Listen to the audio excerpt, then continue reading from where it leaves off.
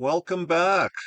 Well, today is the 23rd. We're almost at the end of November. Can you believe it? I don't know where the month has went. Well, today we are in our mobile unit here, and we're in Kamloops, BC. There's no snow out. It's above freezing, so that's just great for me. But we have some interesting points to bring out today. The thumbnail that we're looking at is JW Org fighting God in Norway. Well, we all know what's going on in Norway. There's a fight going on. They lost, JW Org lost their charitable status as a religion, so they lost lots of money each year. And the thing is, if they don't fight this one tooth and nail, it's going to domino effect all over the world. And then they lost a human rights court with their blood card. They lost that. But they hired a lobbyist that is the chairperson for the United Nations for the child welfare or whatever. Zetterman. They hired him, and they're hoping that would work. But Norway wrote a letter, and they shot that all down. They said, "Look, this Zetterman guy, he doesn't really know what's going on." You see, Norway knows what's going on. We're going to look at the Bible. And before we get into it, let's get into a different screen here. This is what's going on. They buried this one, the Watchtower. We're going to look at the Watchtower site here today. This is the fire that's behind the Watchtower. So they're on fire. This fire is a lot bigger than they're showing in the picture. It was all over the hills, all around the lake. The Watchtower just wouldn't show that, of course.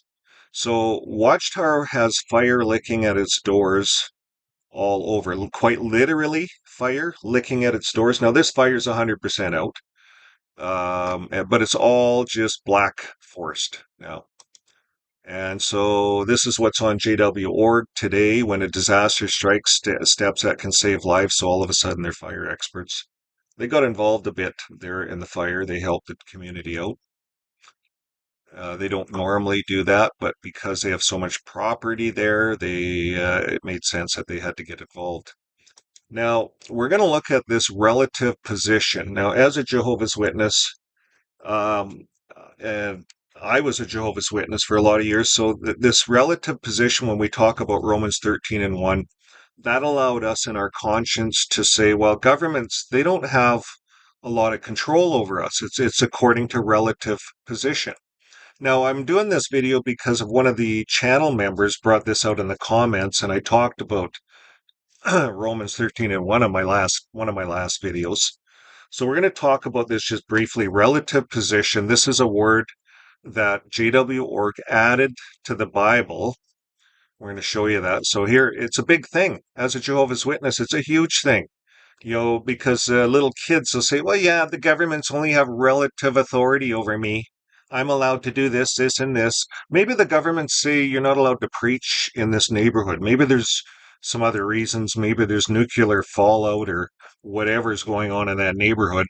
But Jehovah's Witnesses say, no, I'm allowed. That's against my human rights. You only have relative position. You can't stop me from preaching. And that's the big thing. It could be for their safety. But no. JW Org knows better.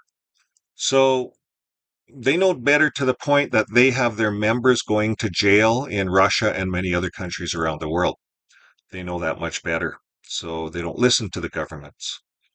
It's relative position. You see, and this is how they've been making this fly. We know this is a cult because they take the Bible and they change it. So what we're going to do today is we're just going to look at JW Org really quickly.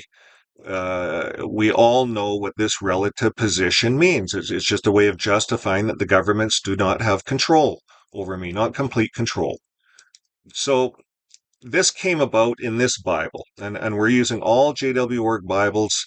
If you go to their main site, I'll just do it right here for you. Go to their library, you go online Bible, you can see all the Bibles, all the New World Translations. Now, this is the 2013. These gray ones are the 2013, and this old black one's the 1984.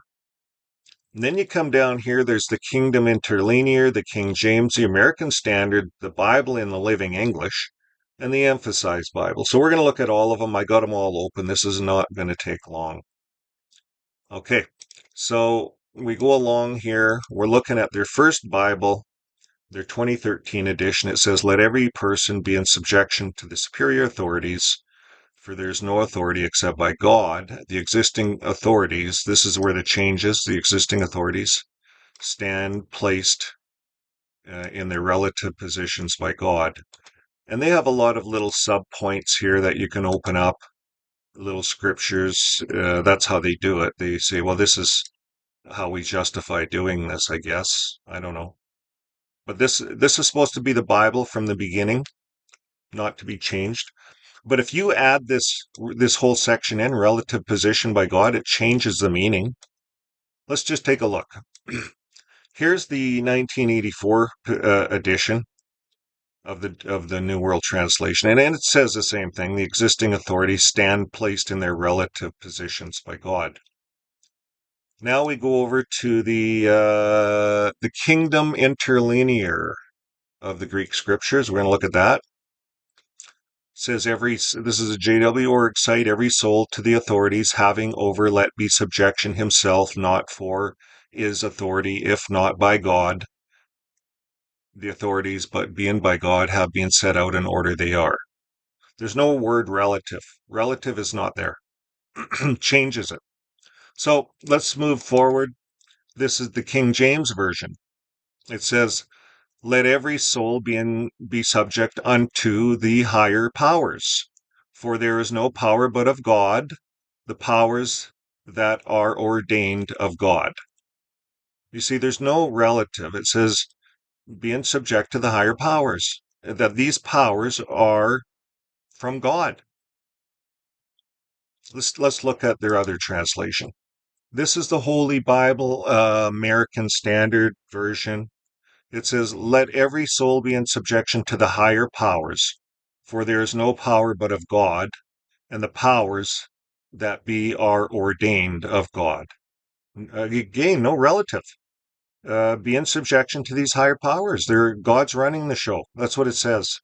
You see, this changes the whole JW doctrine. They like to make the governments evil when they want to, like in Norway and all over the world. These governments are just trying to protect children in Norway. They're just trying to do what's right.